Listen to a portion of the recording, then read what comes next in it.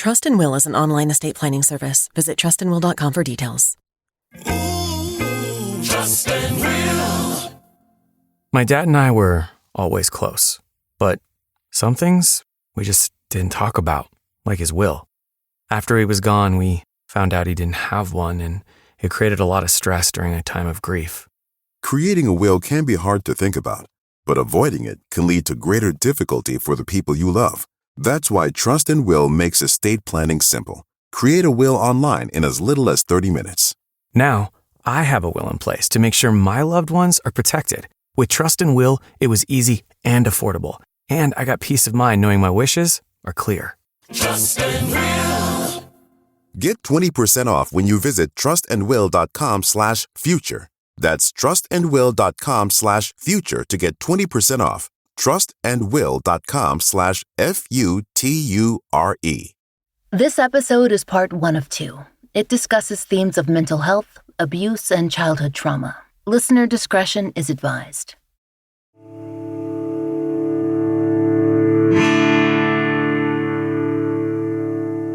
This is The Fall Line. Robin Burton has been searching for a long time. She's looking for her mother, and along the way, she's worked on behalf of a lot of other missing people. But she's still waiting for the day that answers come for her too. We've known about Robin Burton's work for years now. If you follow missing persons cases on social media, there's a good chance that you do too. She's run the Facebook page Missing and Homeless since 2015. Through the page and her real-world, on-the-ground work, Robin shares posters, information, and messages from families seeking relatives whom they know to or believe to be unhoused. She shares videos or photos supplied by unhoused individuals too, who are trying to reconnect with their loved ones. There are calls to action when someone notices a local unhoused individual has gone missing. Really, there are as many situations as there are people whose faces appear on her page. Robin has had help in the past, but these days, she runs the social media on her own. It's something she does between her own full-time work and her responsibilities at home, including helping out with her young granddaughter. She's devoted to finding missing persons among the unhoused community. That's because Robin knows how many of these cases slip through the cracks, how many cases are never reported at all. By the time an unhoused individual is recognized as missing, they may have lost contact with their families. The alarm might be raised by local outreach workers who don't have all the information needed for a formal report. Friends in the community might be extremely concerned, but hesitant to speak to law enforcement. So, Robin's page serves as a middle ground. They don't have to know where a person was last seen or with which agency they have to file. They can just share what they know, and then the information circulates. People who are part of homeless communities follow the page too. Robin gets out in her own city, and so do others. And the end result is that cases have been solved. Parents and children are reunited. Phone calls are made. Friends separated by cities or states are back in touch. Sometimes there's what society views as a happy ending. Other times, things are more complicated. But Robin's been there through all of it. And she's still looking among the unhoused communities in Illinois, where she lives, and in California, and now across the United States. It began with her need to find her own mother years ago. For so many families we speak with, the search has been unending, the hope for any sign of life. But for Robin, she got that sign, and that's why things have been so complicated. Robin is the daughter of a woman named Cloudia Leslie Wells. Cloudia is spelled in a unique way, Cloudia, like cloud. But Cloudia normally goes by her middle name, Leslie. That's if she's using her real name. Often she doesn't. That's something to remember when we tell you this story. Leslie has lived many different lives. Robin knows about some of them. There are probably more that she hasn't yet uncovered. Robin gathers as much information as she can, though, because it might help her discover where Leslie is today.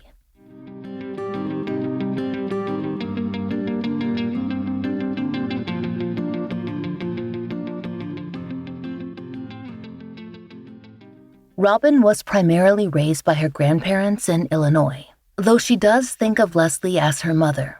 She also considers her grandparents, her parents, and thus her aunts and uncles as siblings. At some points, Robin and Leslie did live together, but when Robin was little, her grandparents were the people who created structure. During Robin's teen years, her life was less settled. Sometimes she moved state to state, from relative to relative, and Leslie dipped in and out of her life. That continued until the day Leslie disappeared altogether.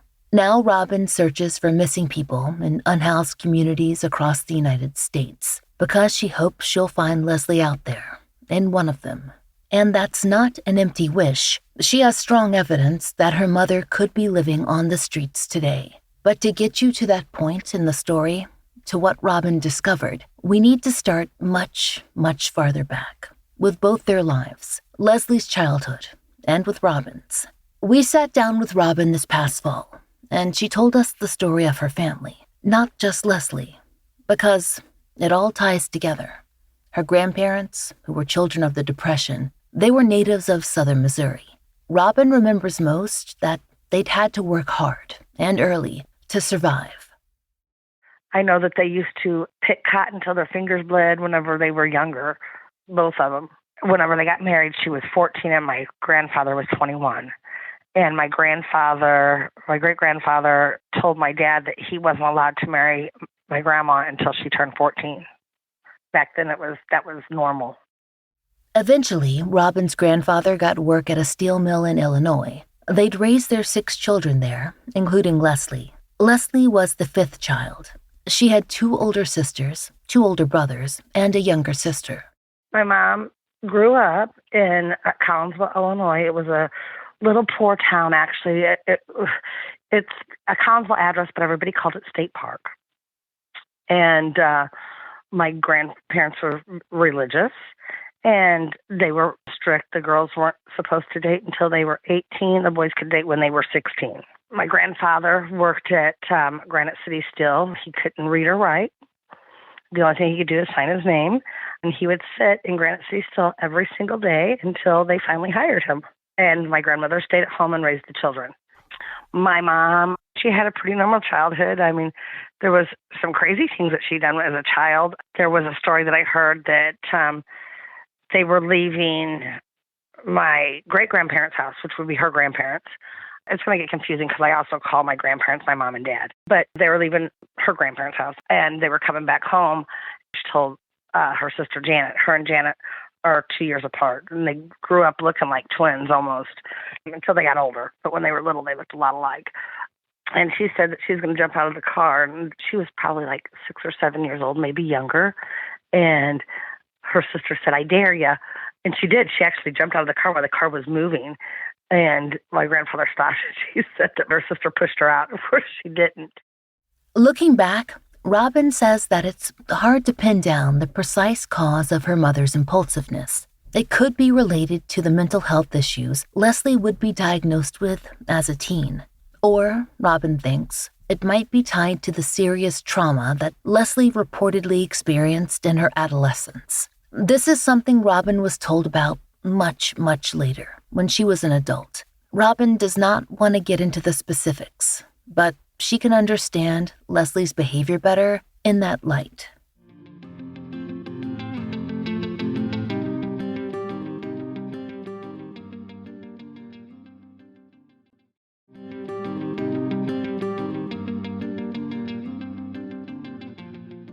There are gaps in Robin's knowledge of her mother's teenage years. She discovered that, at some point, Leslie underwent what Robin describes as shock treatment, a much older form of the treatment now known as ECT. It's unclear precisely when this occurred, and she can't ask her grandparents, as they've both passed away. But one of Robin's aunts was able to recall the experience, and she told her about it. In the next interview section, you'll hear Robin refer to Janet as both her sister and her aunt. That's simply based on how she grew up. She also refers to her grandmother and grandfather both as grandparents and parents.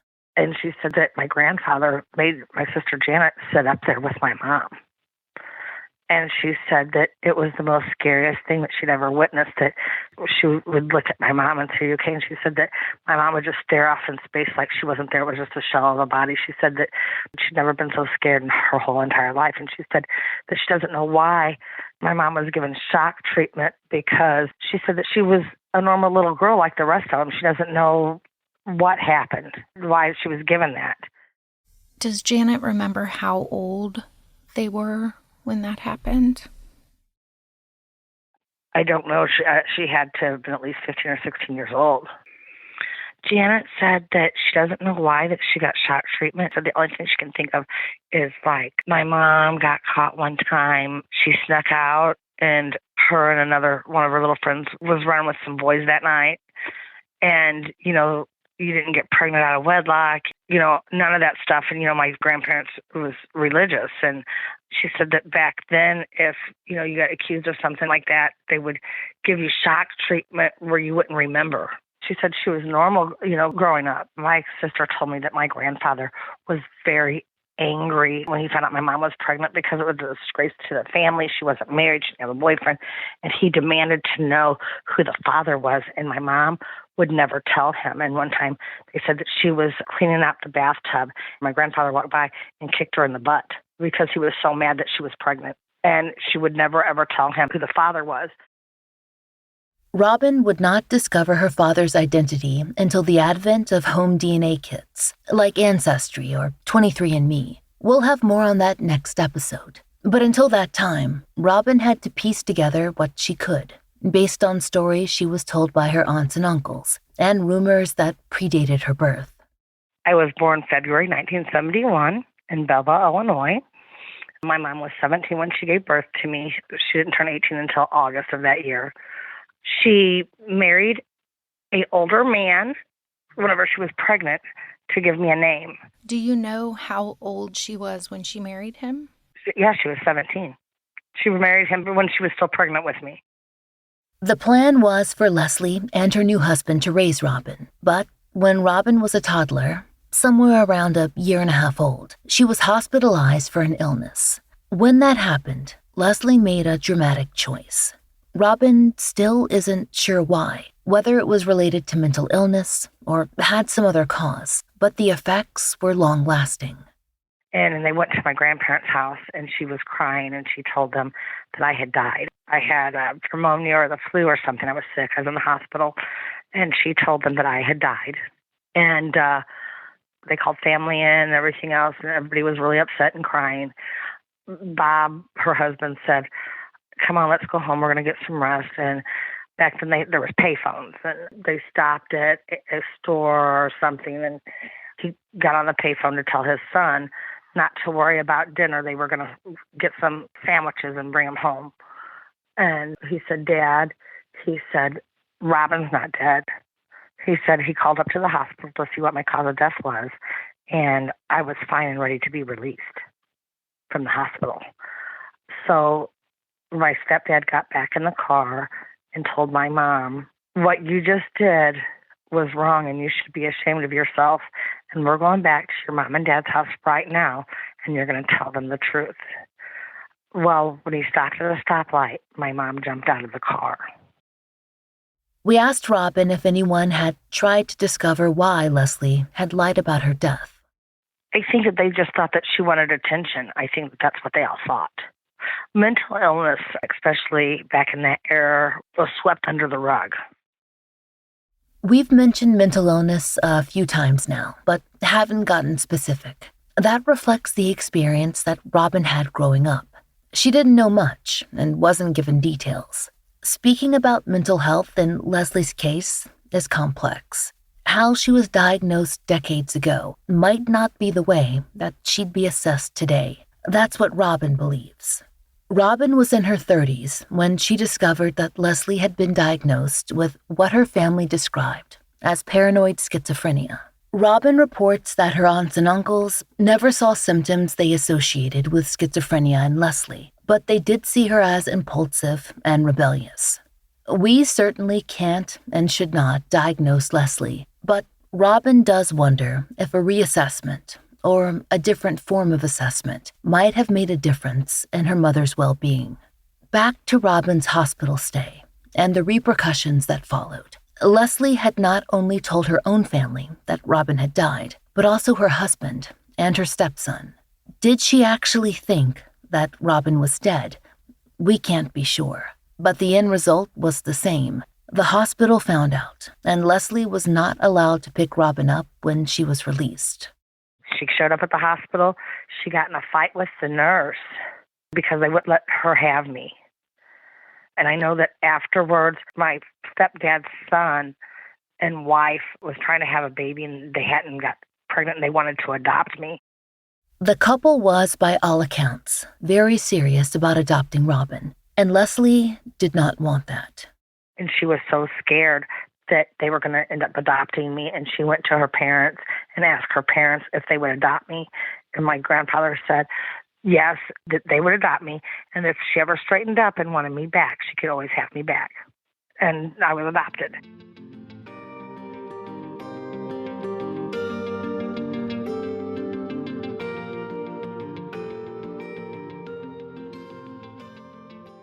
So, Robin's formative years were spent in her grandparents' house as their seventh and youngest child. She was aware that Leslie was her biological mother. They never hid that from her, but her grandmother and grandfather raised her.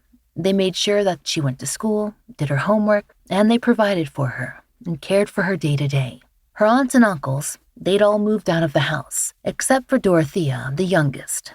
She's 9 years older than Robin, and Robin says that her grandparents were mostly patient and that they were certainly kind. She can only remember getting in real trouble once when she was little, the kind of trouble that most of us probably got into at one point or another. We was at a little pantry milk store, and I wanted a candy bar, and he told me no, that we was going home to eat supper. And I remember throwing myself on the ground and throwing a temper tantrum, and he was so embarrassed that he bought me that candy bar. Whenever we got home, he threw the candy bar at my sister Dorothea, because me and Dorothea are the only two that was raised in the same house together. So he threw the candy bar at Dorothea and asked her if she wanted a candy bar. Robin says that her grandparents doted on her. That's something that she clearly recalls. She also remembers that it was around that time that her mother, Leslie, began leaving Illinois. Sometimes it was for a little while, sometimes for long stretches of time. By then, Leslie had separated from Robin's stepfather. She went to Arizona first because we had family out in Arizona. And Arizona is where she was always usually at. But she would start leaving, and she would be gone a year or two at a time, and then she would come home. Then it just got really weird. She would say she was going to a baby shower or going to the grocery store, and she'd just be gone. She would leave, and she wouldn't come back. And she'd stay gone for a year or two at a time, and then she would pop up like she'd never left. And this was normal to me throughout my childhood. And she'd come home for a couple months, and then she would be gone again for a couple of years. And she did this all the time throughout my whole childhood. When Leslie returned to Illinois, it could be in any physical or emotional state. She could be financially well off and happy, carrying presents for everyone. Or she could be injured and without any funds at all. Robin says that Leslie might have wealthy boyfriends. She might have been engaged in sex work. She might have made friends or adopted a new name. Leslie had always been a highly intelligent woman. That's something Robin knew from a young age. But what she understood mostly as a child was that she never knew what to expect when her mother showed up at the front door. Gosh, I remember her coming home one time with her hair dyed blonde and with black eyes. I know that she was in the hospital, and her pimp beat her up. She was in a different state, and the hospital called home and called Dad, and Dad picked her up either at the airport or the bus station. I remember coming home to that. I was shocked seeing her, she had the blonde hair and the black eyes. I remember that. When there wasn't an emergency, Leslie often arrived in the winter, usually around the holidays. It was really weird. My mom came home mostly around Thanksgiving and Christmas, and she would pay for my nieces to have these big birthday parties. And she would always promise me a birthday party, and she always left right before my birthday. Always. Did you feel, do you remember feeling like nervous or happy to see her or just confused? I hated her. That's a strong word to use. I hated her. She wasn't my mom. She was my sister, and I made sure to tell her that when somebody would say, oh my gosh, look at you and your mom, or blah, blah. I'd always say, I'm her sister. Or if she'd say, this is my daughter, Robin, I'd say, I'm your sister. And I hated that she was my mom. I hated that my mom was the one that was wild. My mom was the one that was never there. Everybody else was there. She was the only one that did that. It wasn't until I was in my 30s and her sister set me down and told me that my mom was paranoid schizophrenic. And she tells me, we never hid that from you. You always knew. And I said, I never knew that. And I asked my cousin Ronnie, we're close to the same age. I said, did you know that? Because Janet says mom. And he said, I never knew that, Robin. I said, I didn't either. As we told you earlier, Robin thinks it's possible that Leslie was misdiagnosed. She's never been privy to her mother's medical records or spoken with anyone who treated her, but she does remember many events from childhood and later in life that paint a very complex picture. She told us about one experience that she remembers clearly. It was October 1978, and Robin was in second grade. She can pinpoint it exactly because it was the last year with her grandfather. He died the next year, in the summer of 1979. Leslie had come to visit early that year. My mom came home, and she had joined the Army. This is where it gets interesting. My mom is not a veteran, by the way, so let me tell you the story. So my mom comes home from the Army. She had joined the Army, and she was home on leave. The reason I know it was October 1978 is because our school would dress up for Halloween, and we would have a parade, and we'd go around a couple blocks. So she dressed me up in her uniform. Well, then my mom didn't go back to the Army, so she went AWOL. Well, here comes the MPs, the military police, and my principal took me out of my second grade classroom, wanting to know where my mom was. Well, of course, I didn't know where she was. And I was scared to death, but I didn't know where she was. None of us knew where she was. They went to her sister Janet's house. They were going to arrest Janet because she went to the Army under her sister Janet's name and went AWOL. It was a big ordeal, but they were going to arrest Janet for going AWOL because they thought that Janet had went into the Army. I'm going to say my mom did the basic training, and that was it. But she went in under her sister's name.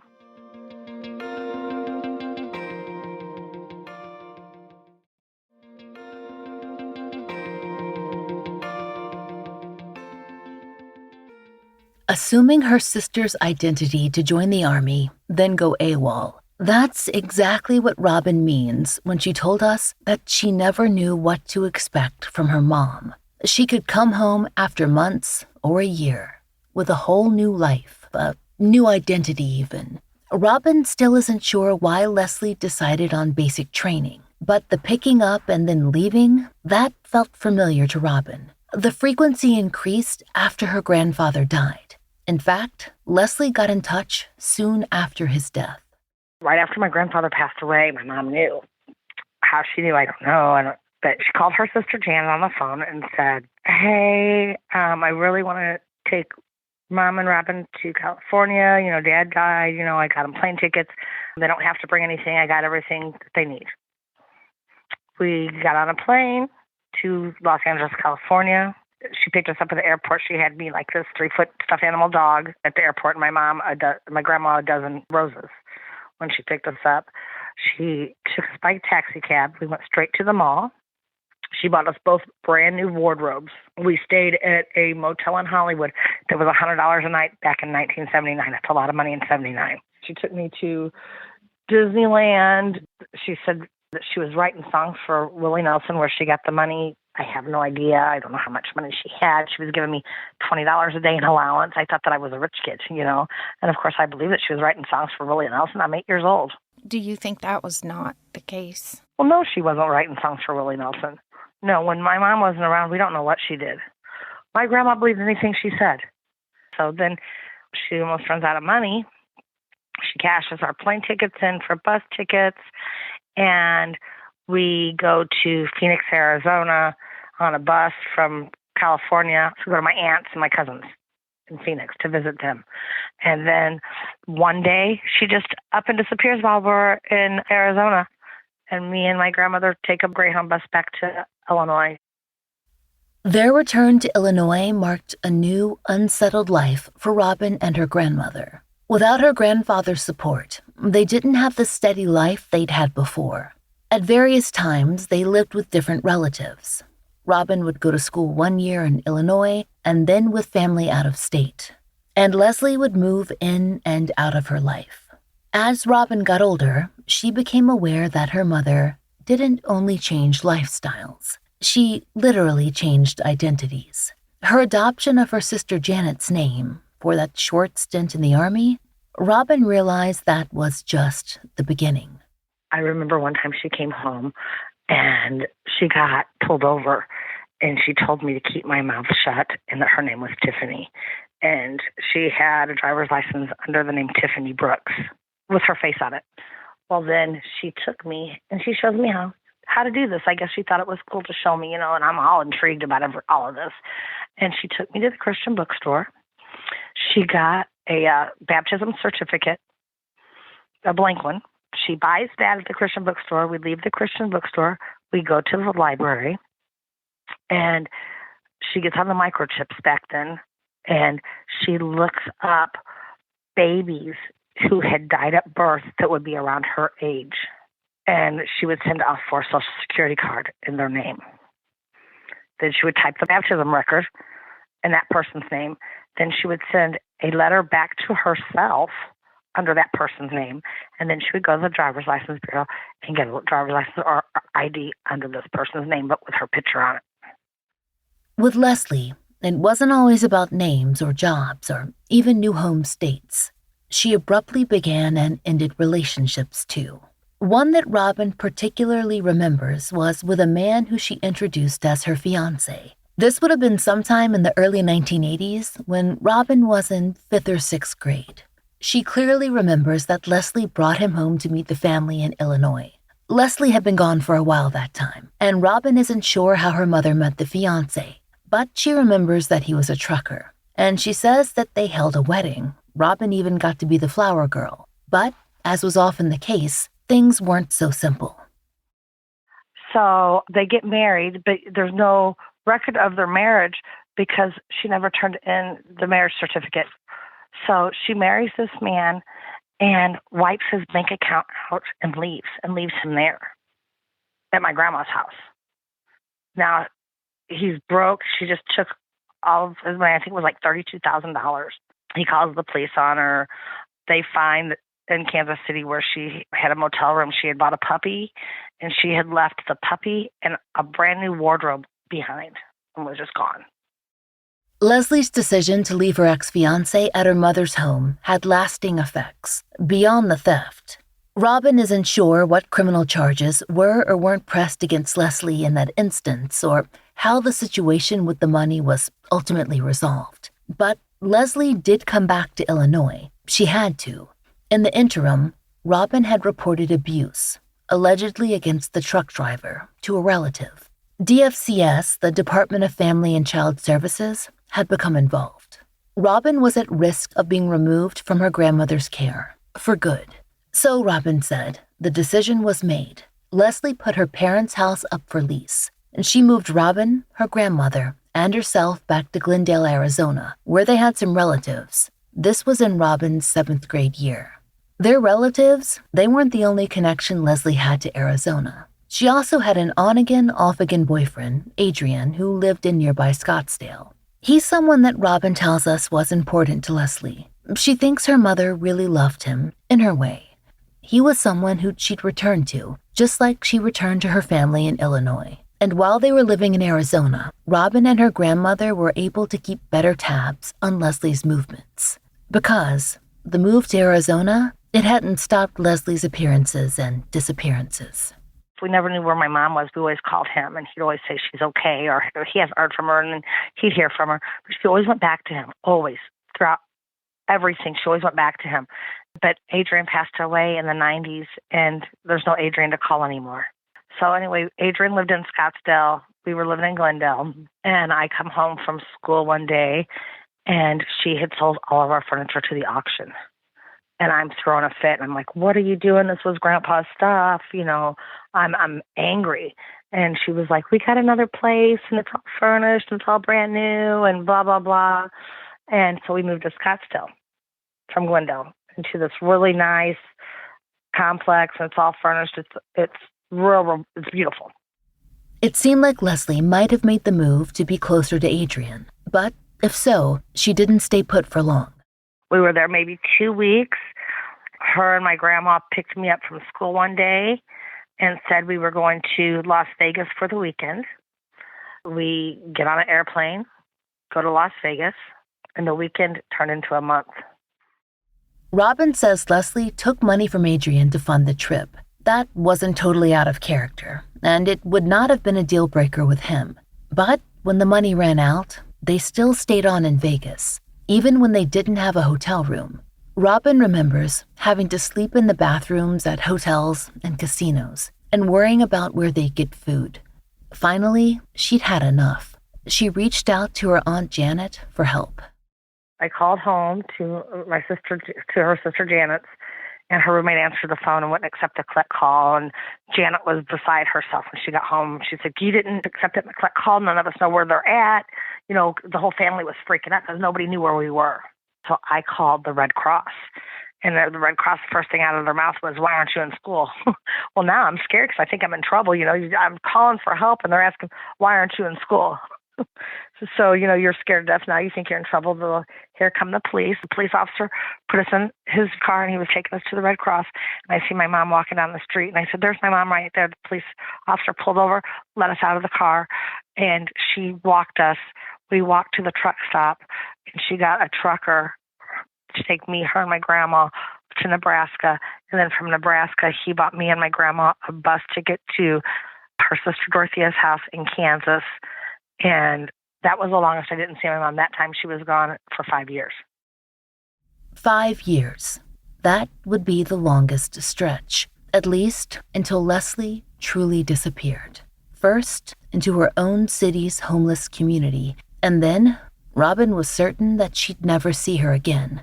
That is, until proof of life appeared, real as day, across the pages of a newspaper.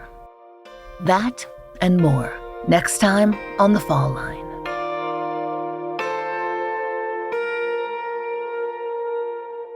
If you have any information regarding the location of Cloudia Leslie Wells, please reach out to missingandhomeless@gmail.com. If you know of a case that should be covered on The Fall Line, there's a link to our case submission form in the show notes. We're working on several future seasons, including cases in Mississippi, New Mexico, and MMIP cases, that's missing and murdered Indigenous persons, across the nation. If you're seeking coverage for a loved one or know of an unidentified person's case that fits those parameters, please reach out. We also want to let listeners know that the niece of Leon Laurah, whose story we covered here on The Fall Line, has started her own podcast. Arlene's podcast, Box in the Basement, can be found anywhere you listen to podcasts, so be sure to tune in. There's a link in the show notes. Thank you for listening. The Fall Line is an independent podcast, and we appreciate listener support. It allows us to do research, obtain FOIA, and pay our content advisors, and support and donate to the causes we care about. If you try out the products we advertise, please use our sponsor codes. It really helps. And please take a moment to rate and review our show on your podcast app of choice. My book, Lay Them to Rest, which covers years of my life working on a Jane Doe case and the world of forensic scientists who resolve unidentified persons cases, is out everywhere as hardcover, ebook, and audiobook, read by me. You can order it anywhere you get books and through your local library. Find out more in the link in our show notes. If you'd like to support the show and the stories we cover, join us on Patreon or Apple Premium. 100% of our Patreon and Apple Premium earnings are supporting our Family Therapy Fund and actively paying for therapy for families who've appeared on the show. On Patreon, you can get early release, ad-free versions of our regular episodes for $5 a month. If you prefer Apple Premium, you can subscribe there as well. On Patreon, we also post occasional giveaways, updates, and blogs, which all patrons can enjoy, starting at just $1. The Fall Line is written, hosted, and researched by Laura Norton, with additional research by Brian Waters. Interviews by Brooke Hargrove. Produced, engineered, and scored by Maura Curry. Content advisement by Brandy C. Williams and Vic Kennedy. And, as always, our most special thanks to Liz Lipka.